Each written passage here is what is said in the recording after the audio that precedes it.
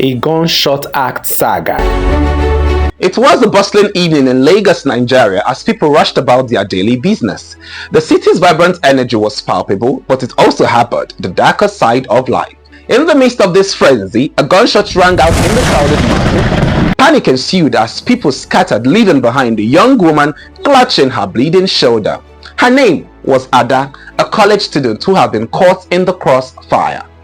Amidst the chaos, a few good Samaritans rushed to Ada's aid, their faces filled with concern.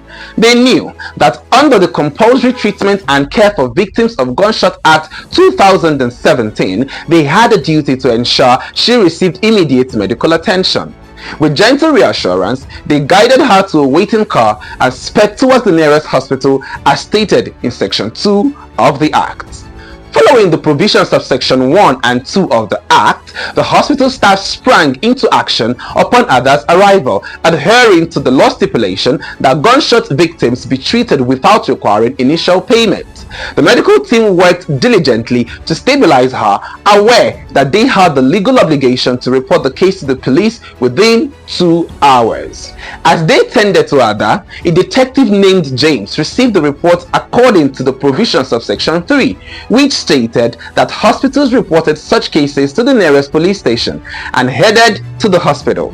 He knew that the circumstances surrounding the shooting incident needed to be thoroughly investigated to prevent further violence and bring the perpetrators to justice. Detective James understood that he couldn't call Ada from the hospital for questioning unless the chief medical director certified her as fit for interrogation.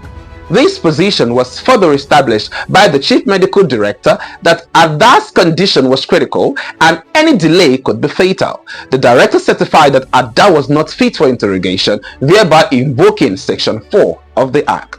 Meanwhile, Ada's condition stabilized thanks to the hospital's prompt response. The hospital staff had acted in accordance with the law, not only saving her life, but also avoiding the hefty fine and potential imprisonment they might have faced for failing to report the gunshot wound in accordance with Section 5 of the Act.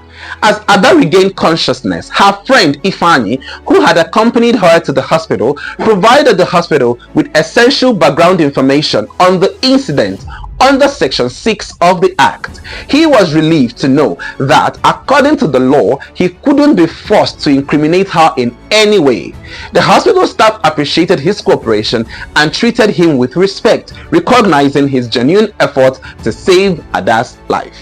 The investigation into the shooting incident revealed that it was the result of a gang-related conflict. The individuals responsible for the gunshot wound that had endangered Ada's life were apprehended and subsequently charged under the Act. Their actions had caused substantial emotional distress to Ada, and they now faced imprisonment with no option for a fine in accordance with Section 9 of the Act. Within 24 hours, the hospital notified Ada's family of her condition, thereby invoking the provisions of Section 10 on notification of victim's family. Her worried parents rushed to her side, grateful for the law that ensured they were promptly informed about their daughter's situation. The hospital diligently maintained records of Ada's treatment as required by the law under Section 12. This documentation would serve as vital evidence in case the need for restitution or legal action arose. As the court proceedings unfolded, the High Court issued a ruling ordering the convicted individuals to make restitution to Ada as provided for under Section 14. The order was enforced like a civil judgment, ensuring that Ada received compensation for her losses, providing some closure to her traumatic experience.